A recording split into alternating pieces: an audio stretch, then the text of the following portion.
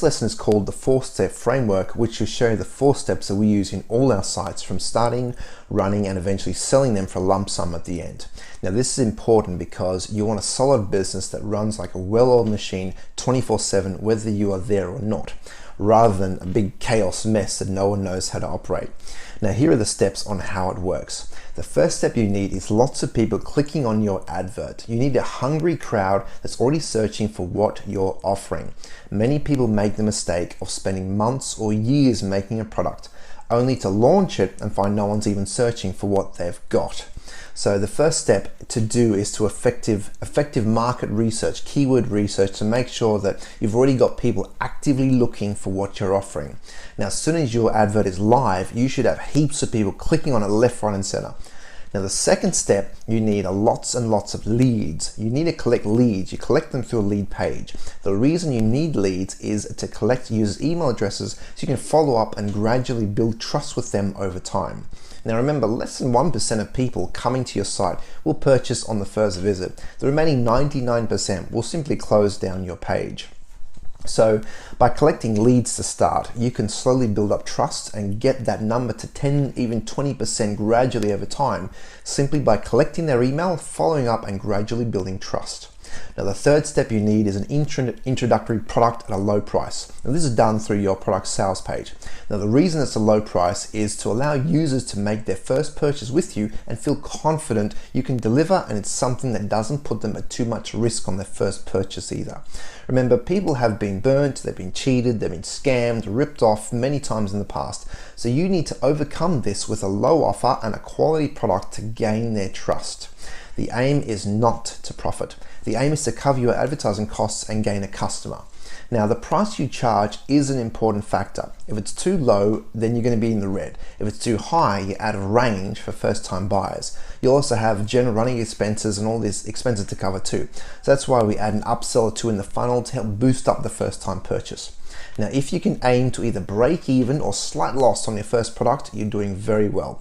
For example, if you spend $1,000 on an ad and get 25 customers, from this it means it costs you $40 to get each customer. So $1,000 to buy 25 is 40. If your first product's $39.95, you're okay. Now you've covered your ad costs. If not, you may be slightly in the red in the beginning. Now, the fourth step is to sell more products to that satisfied customer for a higher price. Once you've gained their trust and they're happy with their first purchase, then you can offer them further products for a slightly higher price. For example, my first drawing course was $27 and people loved it. I mean, later on, I offered them a landscape course for $49.95, then a watercolor course of $49.95, all painting course of $49, and so forth. So what are we doing here? We're basically asking customers to spend more with us, thus increasing their value with us over time. So going back to the numbers, if you spend $1,000, you've got 25 customers each customer costs you $40 to get. Now, if your first product was $39.95, you're okay, and you've covered your advertising costs. You have made a profit, advertising costs. But what if they buy a second course of $49? Now the customer is worth $89.90. Buy a third course, $49, they're now worth $139.80. They buy a fourth course of $49.95, they're now worth $189.75. So you basically spend $40 to acquire a customer and you get back $189.75. See how it works? And the last option is to sell the business for a big lump sum in the end. Now, once you've got leads, sales, multi-sales, and things are running very smoothly, the last step is to list your site with a broker and sell it. Now, this is not mandatory. Some people prefer to keep the site and keep it running and enjoy the cash flow from it. But remember, there are many external factors that can happen in the market. I mean, the market can crash, everyone will start cutting back, the government can make up some new rules and regulations, start taxing the internet, mail servers might start charging you for every email you send in the future. Look, anything can happen. So I prefer to start it, run it, and sell it for a lump sum at the end. At least I know I've got a definite start date. I can use that lump sum of cash to do something else when I sell it.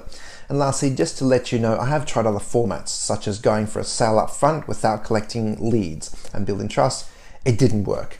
I also tried selling expensive items up front and skipping the low entry item.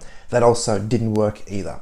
So the 4 steps that I've shown you have consistently worked for us no matter which market we go into. I mean, think of it as a natural progression from taking a stranger to building trust to making their first low purchase item and then offering them higher price items which they will gradually buy over time because you've gone through the process.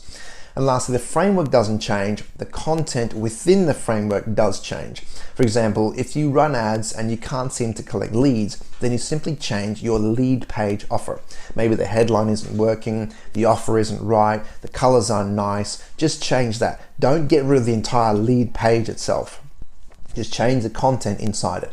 The same with the first sales page. If no one buying your first product, just change the content inside the page. Maybe the price is not right, the offer's not right, the guarantee. Don't get rid of the entire product sales page itself. The framework doesn't change, the content within it does. So just to wrap up this lesson, now you know the simple 4-step framework that has always worked, no matter which market we go into. Now, if you structure all your sites like this, the chance of you getting success is very, very high.